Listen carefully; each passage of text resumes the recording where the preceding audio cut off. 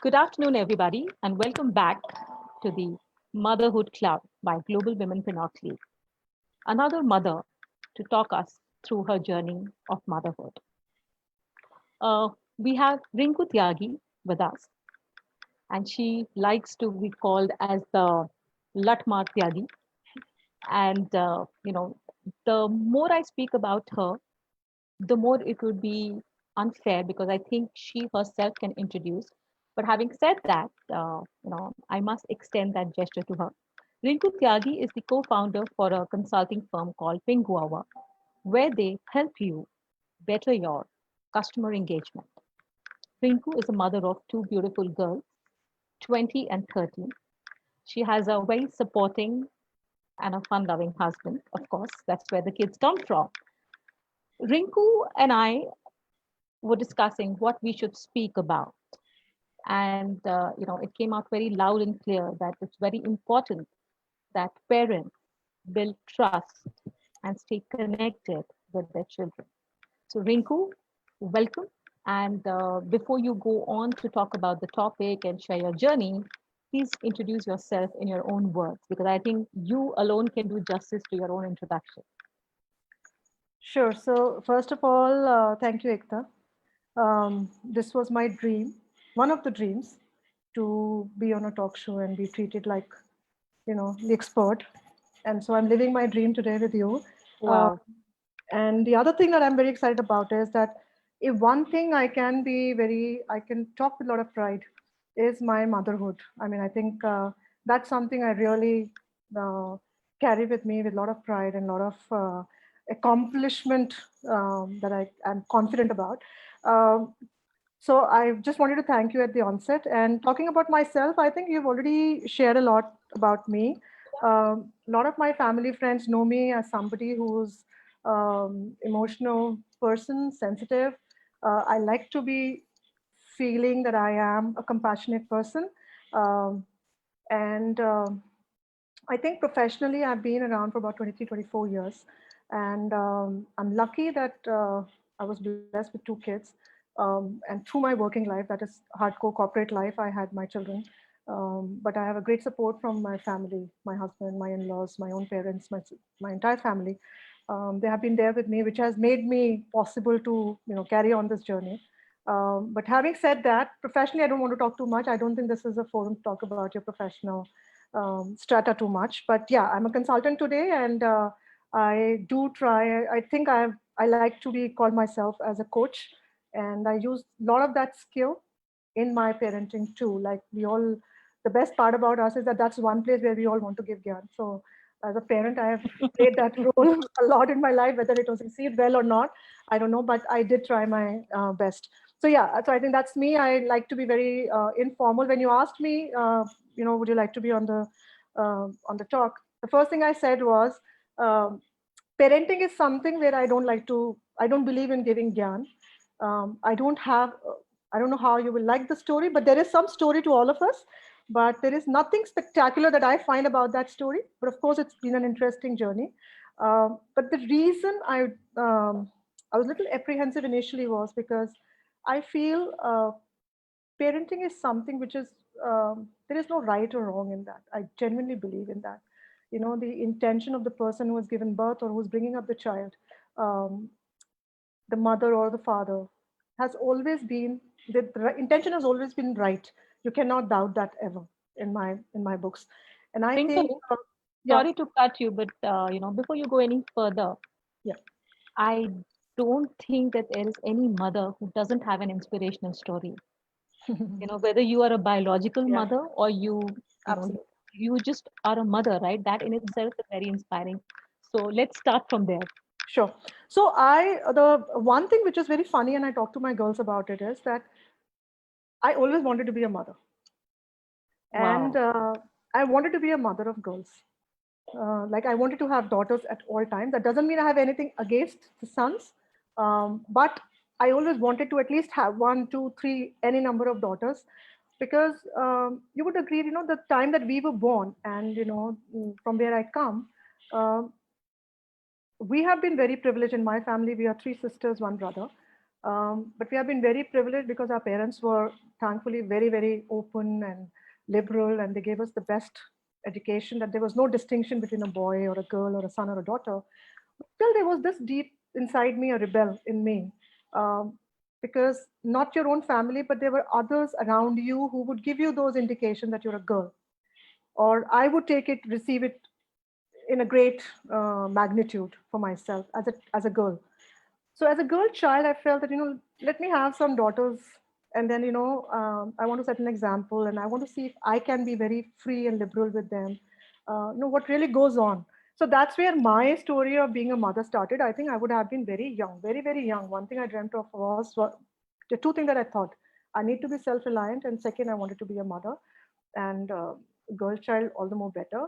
And and here I am. I was blessed with two girls. So the story very basic. We had not planned a child, and I tell my elder one, "You were absolutely accidental." So she and we tell it with a lot of humor to her. It was not a planned childbirth that I had.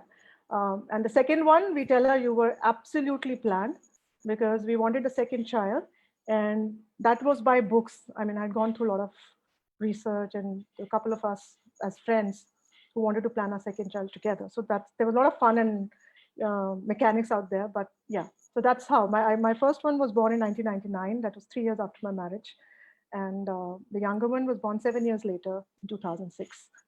Wow. So yeah, so like I said, the only thing that I remember was that I'd fallen sick after my marriage, and only after effect I was told that in that sickness I was not supposed to be getting pregnant.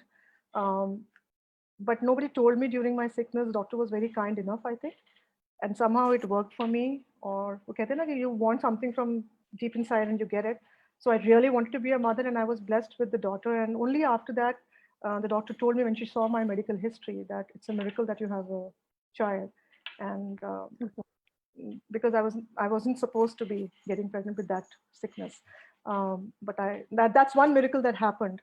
And of course, both my children were normal. They were in my hands. Second day itself, we were home third day.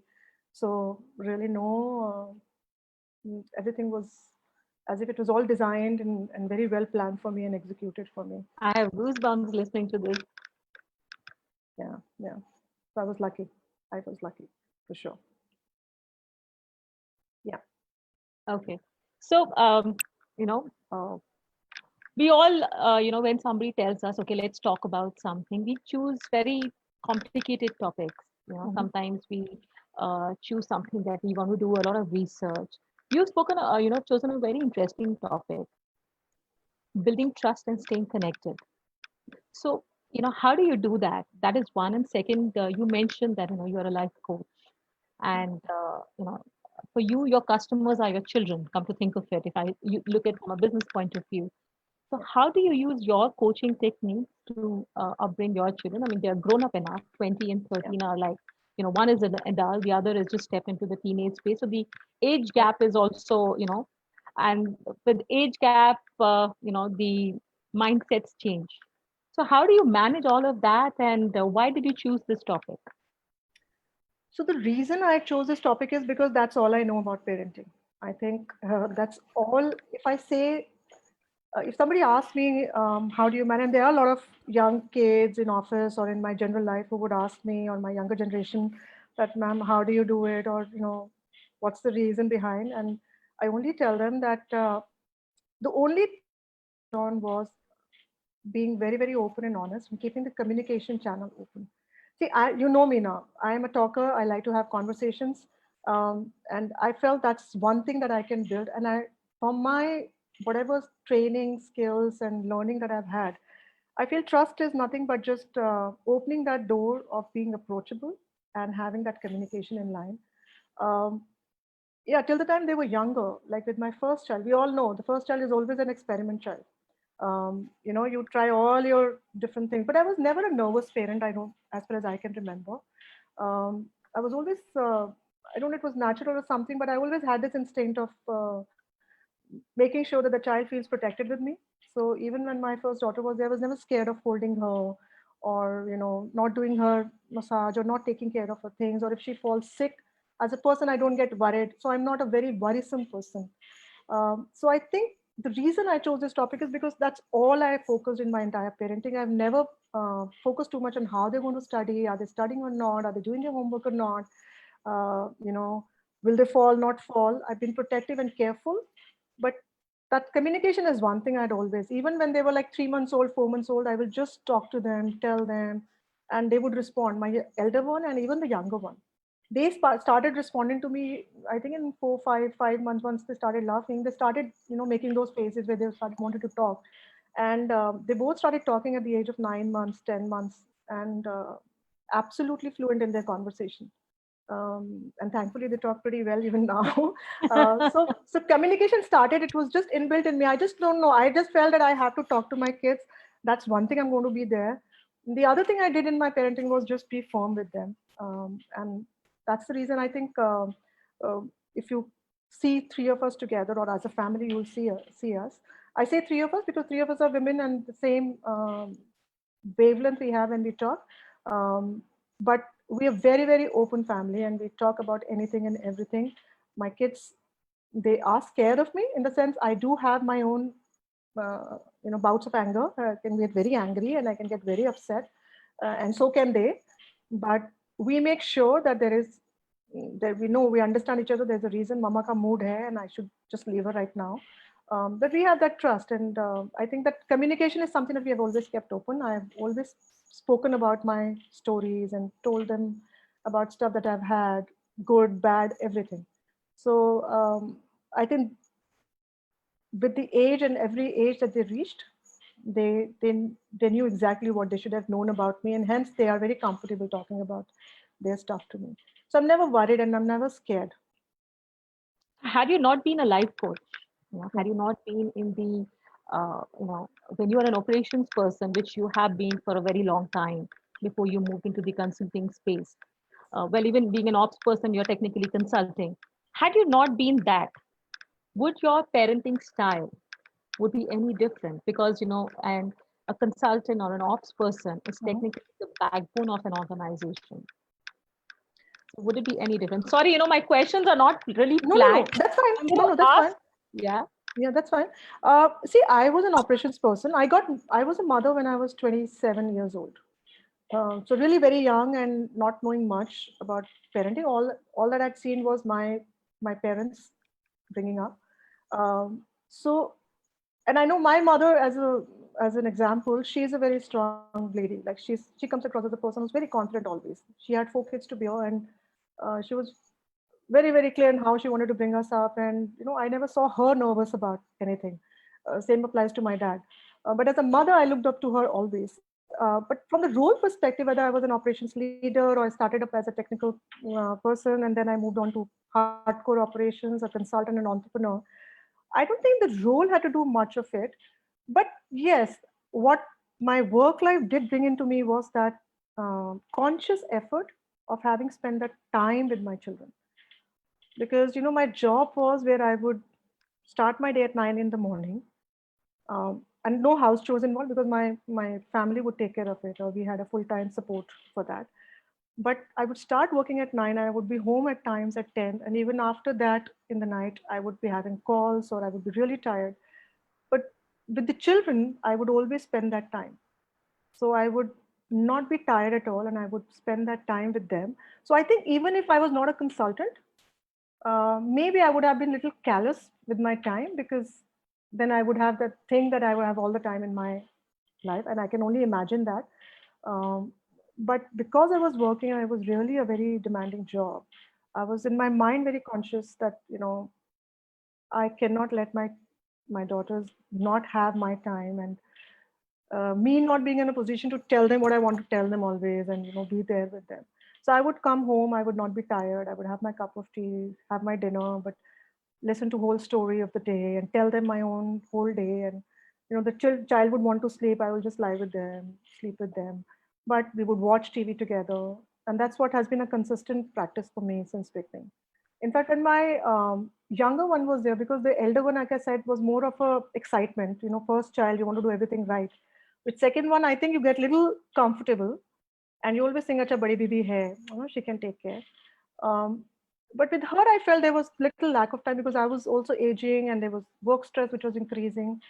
And thankfully, the job that I lost in 2015, it came as a blessing because she was just, 9 years old, 8, 9 years old. And then the time that I have had in last 5 years with her, that has been a blessing for me for sure because we've spent so much time, just she and her. I've had a lot of time with her. So I think that helped her. So I've seen the other side of it also when you're totally at home, doing work from home, and I was a consultant, but I was building up the business. So really not much engagement, but we got to spend a lot of time together. So I think with me, it was inherent that I have to just be around. Maybe I get too clingy with them at times, but I'm there. So from coaching perspective, I think you keep learning and applying those skills, but I can't identify a particular skill. But yeah, as an operations person, also I was always a people person. I love to have team, and I would love to communicate, and I was pretty liberal with the teams also. So I'm not, as an individual, I believe in just letting go and just letting everybody play their role and speak their mind. Right. So that's one feedback I always got, that ma'am, you're very approachable, and I find that handy. And I think that could have been something that I can parallel with my parenting. So we're getting some comments on Facebook also that Yeah. your humor is loved by a Mhm. few, and they agree that the communication is very important. So while the Yes. girls were growing up, I'm sure there would be a lot of age appropriate conversations that you would have, and you would have constantly worked on building the trust with them. Did you come across any situation where the trust element got a little dilly-dally, where the girls were not comfortable talking to you about something? You know how it is in your growing years. There are like so many teenage issues and all that. So what did you ever experience that? And if you did, so how did you tackle that? Um, I mean, See, it's okay. You don't have to point the example. I no, understand no, it's I quite. can. I can think of, I remember a conversation. I was bringing my elder one from school, and she was in sixth standard or seventh standard, and she must be going through something. So she asked me that, how would I know that so I was telling a general conversation I was driving, I was telling her that, as a person, you can always make mistakes, but you have to stand up to your mistakes. So I was in that gyan mode. And she asked me that, and how do I know that it's a mistake? Or how would I know that I have done something wrong? So my only response to her was, and this is how I would tell her, and I realized there was some discomfort in her. And I said, a mistake is for each one to define. So you as a person will make a mistake. It may be a mistake at a certain level for you, and for me it could be different. And I can get very angry with you if you come with that mistake, or I can be very upset with you. Maybe for a moment I can just be very loud and I can say wrong things to you. But you should know that it will never be about you. Even if in that moment I'm angry and I'm saying something to you, you have to know that I'm questioning the mistake in hand and not the person that you are. And I remember we had a long conversation after that, and she said, but how do I still know it's a mistake? And I said, whenever you feel there is a doubt, when there is a doubt, then you know there is something that you need to rethink and reevaluate for yourself. And if you feel comfortable, find anyone. So I never forced her or my daughters to come to me always. I always said that you need to have a friend or somebody that you can walk up to. So I'm fortunate that they walk up to me and their friends also. But that is how I try to convey the message to her. And I think that's one time. Um, the other time was, when the kids grow up and my elder one is studying abroad. And a lot of people reached out to me and said, are you okay sending her away? And I'm saying, yeah, I'm okay. Because one, she herself is very sensible. I can't take the credit of that. She's a very sensible child. Even my younger one, I think both the daughters are very, way ahead of their age. When I talk about their maturity, I find sometimes myself very immature. And they're much more ahead of me in thinking. And and I said, why would I fear? So I actually sat back and thought that, am I okay as a mother? Like, I'm not worried or I'm not concerned. Of course, I'll miss her.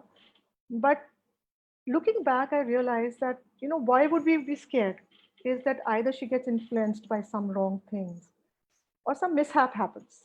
Now, mishap is something which we can't control. So those things I can't worry about. But being influenced by anything else, which is, we know how open the Western culture is. And she had all kinds of international friends with her. Um, but she was the one who would say, and I would say that, did you try something? That did you try this or did you try that? And how is it going on for you? So I would open those conversations. And it was a lot of comfort for me to hear from her telling me that I'm not interested. I don't want to get into something which I can't handle. So I think that way, one is that I try to keep it very open. Two, I give the entire credit to my daughters because I think for whatever reason, they are very comfortable in their skin and they know what they are doing. So I'm not scared that way.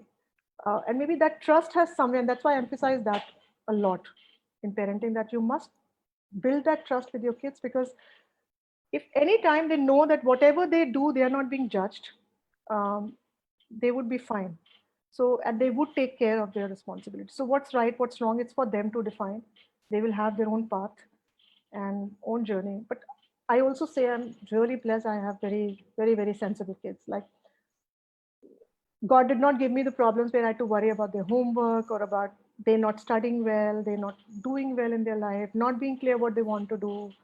Um, I'm absolutely comfortable there. So I think I maybe think I can. you built it for them. You created the kind of, the proper environment, the proper value system for them, that it really didn't require so much of checking. And I think you made a very powerful statement, when you were explaining that what is a mistake, that it is not about screaming and shouting at the person who's made the mistake, but it is more of a reaction to the situation, Yeah, which could have been done by anybody, which is logically, or whichever way, ethically is not right to be done. So I guess that's the message that you were trying to give to yeah, your children, and that's a very powerful statement. And I think so far, whichever mother has come on the platform, each of them, whether they had helicopter parenting or lighthouse, or they was an educator herself or spoke on the mental health issues, each of them, what I see, the consistency is that whatever may be your style, but the bottom line was that each of them said, trust your children, don't judge them, and expose yes, them to as much as you can, and absolutely. prepare them to the external world, because you don't know, they can't be in that cocoon forever. As Absolutely. you said that, okay, if they're falling down, they're falling down, but you are just ensuring that the house is child friendly so that they don't hurt themselves more. वैसे भी if you look at the good old saying, our grandparents always say कि बच्चा गिरता पुटता ही बड़ा होता है.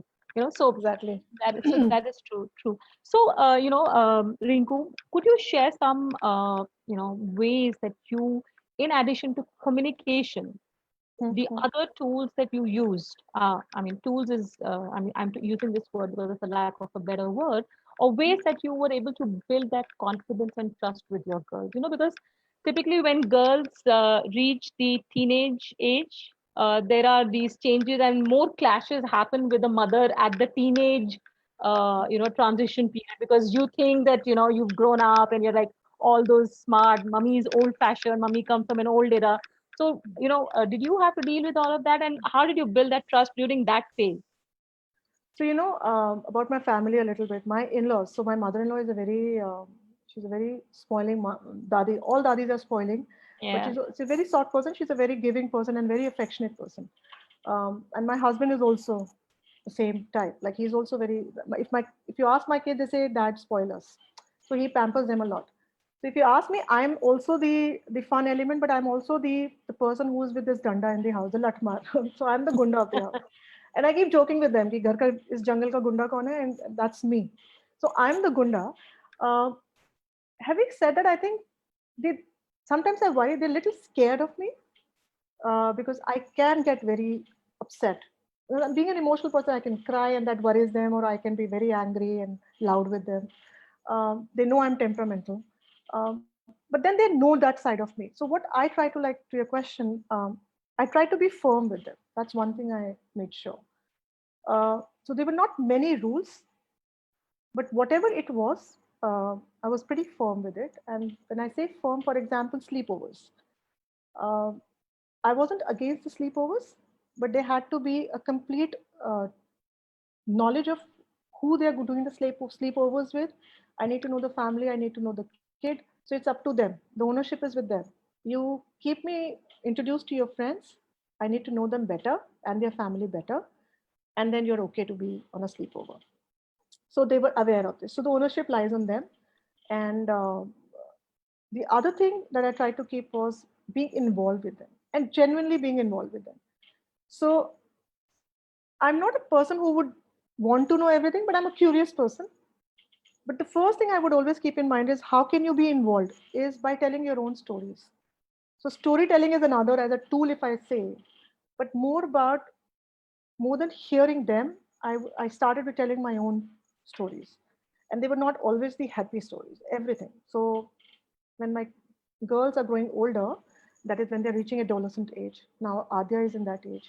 I openly talk about boyfriends and the heartbreaks that you've had and how do you come about it. And you laugh when you look back at those situations in life and you grow older. You know where you can be serious, where you cannot be serious. Because these days in 6, 7 standard, they want to have the boyfriends and everybody around is dating. It seems this date in school. So I would be just curiously asking them without judging their friends or them or anything, and just asking them and sometimes pushing them a little bit to say little more, little more. Um, so I'm very open to have their friends over. I think just that transparency with them is very important. But again, from tools perspective, I think that's all I had, and I would watch movies with them. Um, you know, we share a common interest in it. So sometimes, like they even now we're watching Vampire Diaries together. Um, we've watched This Is Us together on Netflix in all this lockdown period.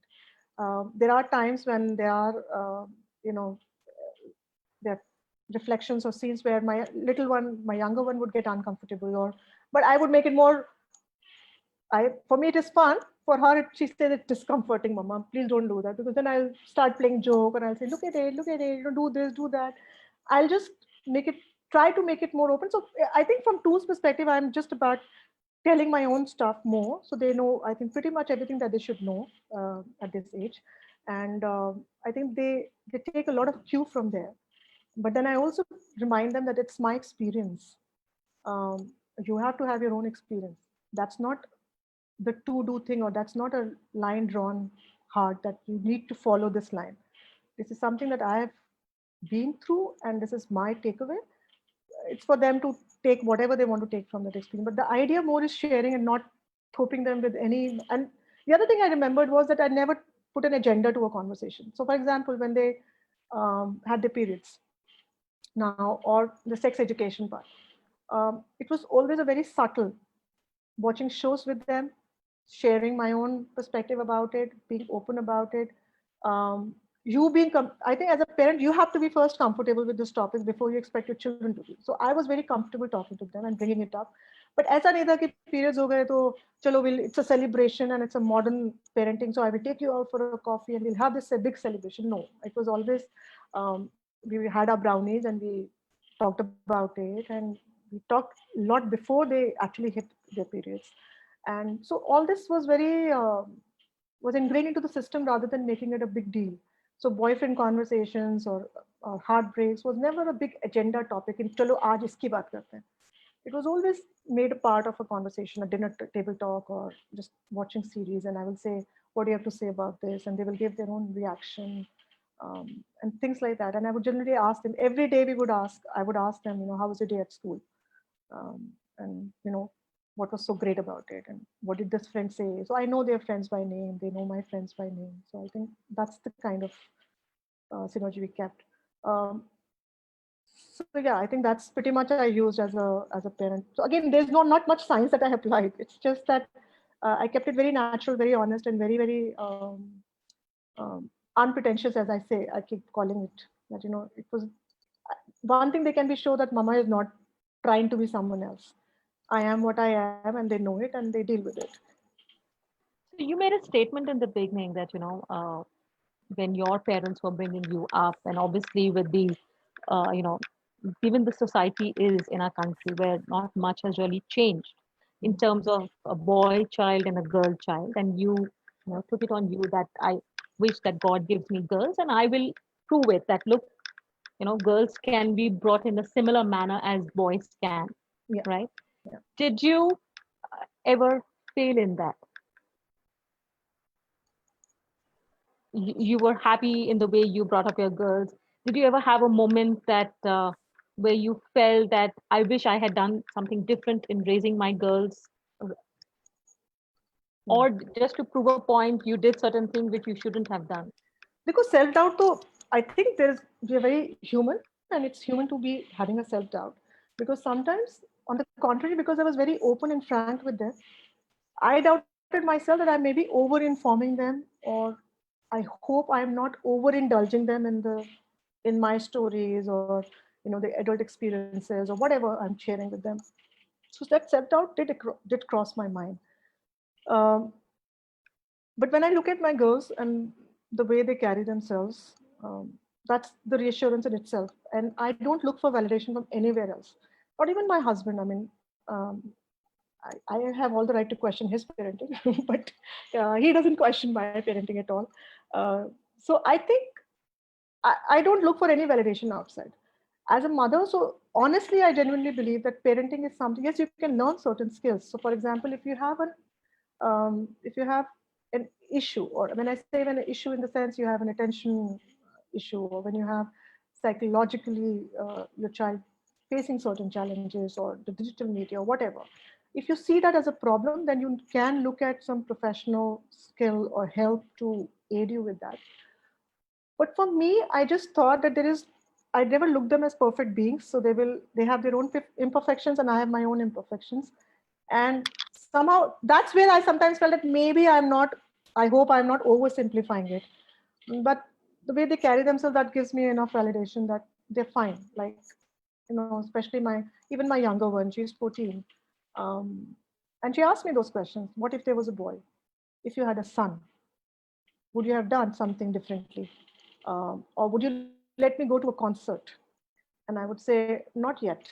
I can join you right now. You're still 14. So we have discussions around what will you do when you're 16? What can you do when you're 18? What can you do when you're 21?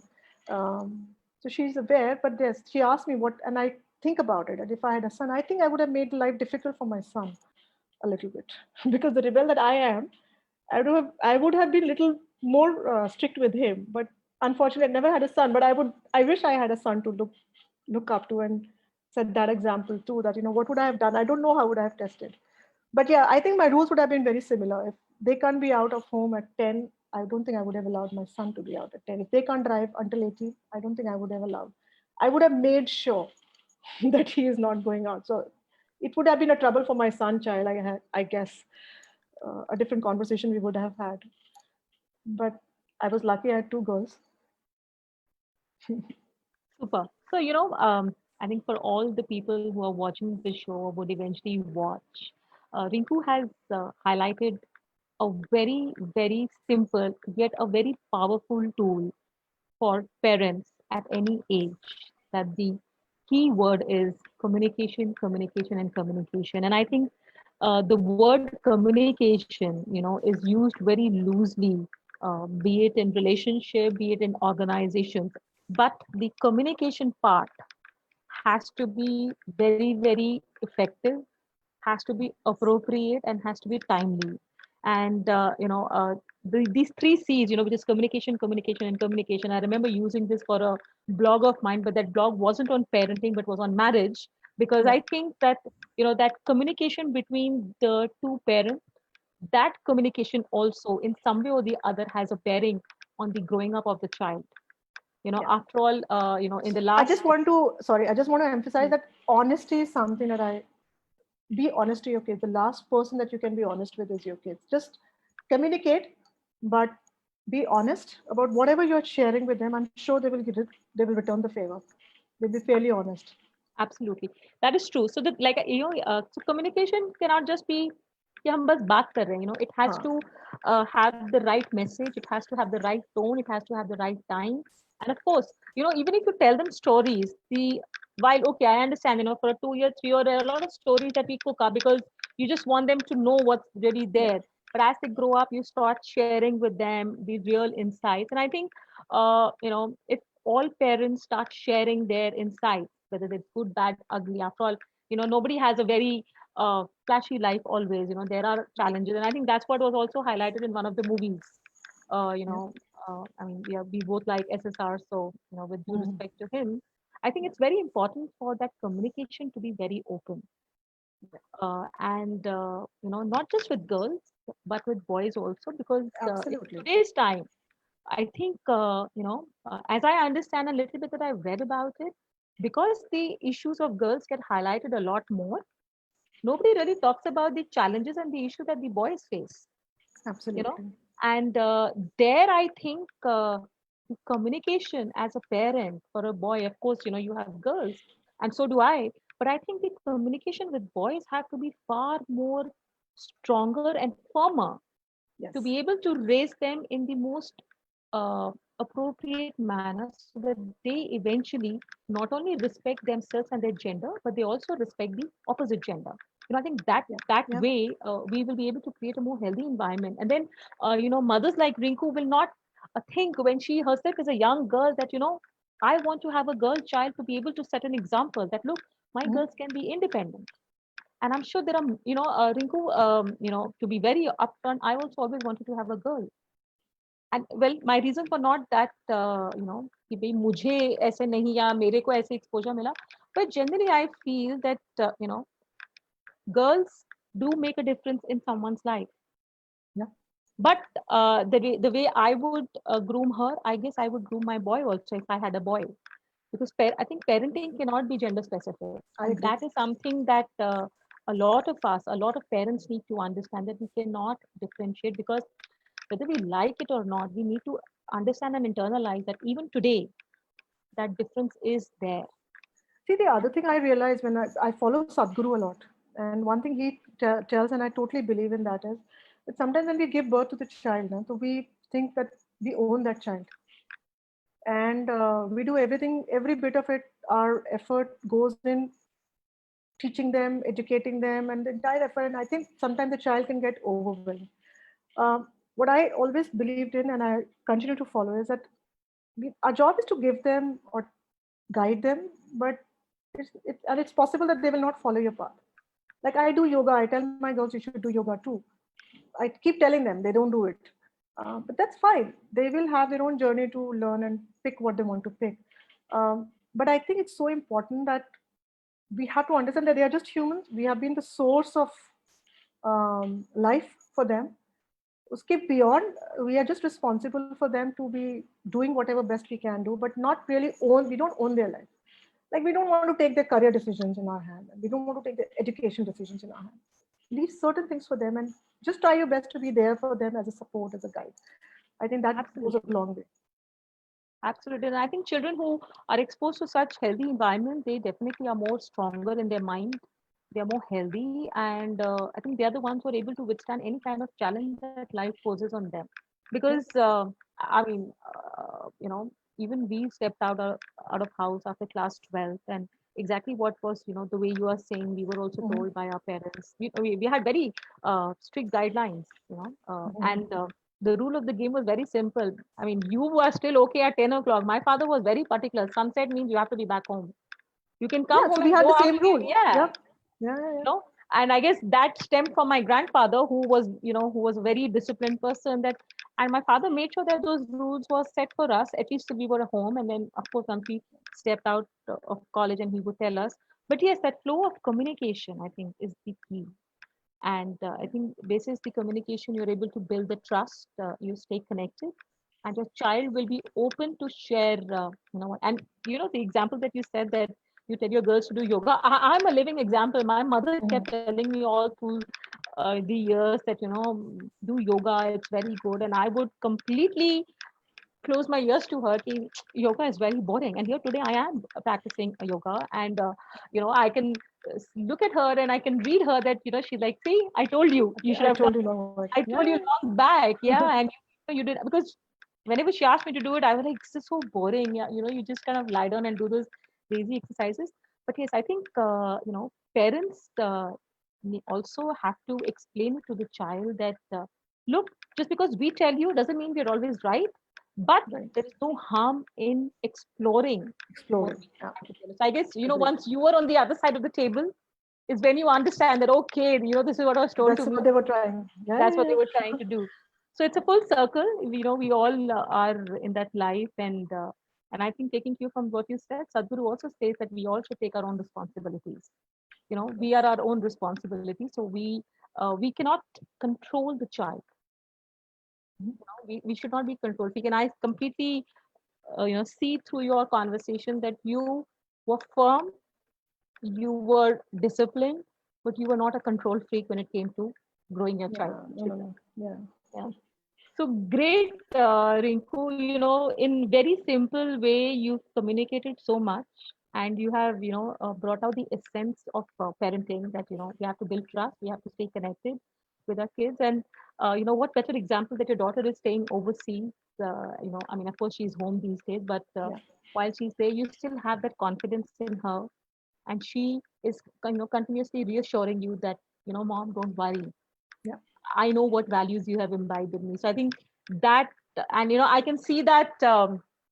What do I say? That glow and aura around you. That as a mother who's feeling so pride that, look, I don't need any external validation. I know that I Even my have. younger one, like when I go to the school and talk to the teachers, they tell me, and the kind of feedback I receive, they only talk about their personalities. Even the younger one, she's just changed the school, and the way teachers come across with her and how she handles the difficulty around her in the environment and not getting influenced by anyone, like um, not getting into the mess today that kids feel, the peer pressure of being on digital media. And she sets her own. Do we have time? I can just share a Yeah, small yeah. example Please, from please, her. please, please. So she wanted to read a book, and she's good read. She likes to read books, and she said, "Okay, I want to read." I said, "See some Dadi's books, and you will find something." And she said, "But they're all for older kids. Do you think I can read them?" I said, "Ek pick kar le yaar." I was not doing something. I said, "Just pick something." And she said, "Okay, I'll pick it up." And then I told her that if you find something that you are, just read the summary. But if there is because there are a lot of romance books and everything, and I said, if there's something that you find inappropriate, you come and tell me, or then you can decide. So there was some book that she picked up, Candy Apple or some कोई series है जिसमें बहुत 16, 15-year-olds का romance होता है. And she picked up that book and she started reading, and then she found something which she thought is not to her. And she came to me and I said, Mama, read this sentence. Do you think I should continue reading this book? So that's the kind of conversation we have. And that's a reassurance in me by itself. Like, they never hide their Insta accounts with me. And I know of kids whose parents don't know what they're doing on Insta. I follow my elder one, I follow my younger one on Insta. I'm their follower. I comment on them. Their friends comment, but I don't comment on that, or I don't question them on those comments. So that's the kind of, even the younger one, she's on that path where I can say with confidence that she knows her value. I think that value system inherent hai, jo ki they realize and they know that that's where we need to go. And if they can come and tell you, can I talk about this and can I watch this or can I not do this? I think it's good enough. Like, I don't see her curious enough to go to Absolutely. YouTube and search for certain things. She can come and talk to me. And they say that. Sometimes I have to tell them, yeah, please, now you talk about this stuff to your friends. Now draw your line. And they were like, it's okay now. We can just tell you. So we have that kind of a rapport today. And that's the reassurance for me. I think that gives you a validation itself. Absolutely, absolutely. So, you look at, you look very calm talking about your journey as a mother. Of course, Yeah. the journey continues. So, thank you so much, Rinku, Thank you, for Ekta. being with us and sharing your wonderful journey. And I'm so glad that we could fulfill a dream of yours. We aren't very Thank you. big, but I'm sure there will be many people who will watch you and get inspired. And we have some comments that an awesome conversation. They love listening to your story, and communication is a healthy trend. So everybody is also validating all that you have shared with us. So thank you everybody for being Thank with you. us on the Motherhood Show. We will be back again with another interesting story of a mother. Till then, stay tuned. Signing off, Eka Saidu Malhotra. Thank you so much. Thank you. Thank you, Thank you, Rinku. Ekta. Bye bye. Thank you. Bye.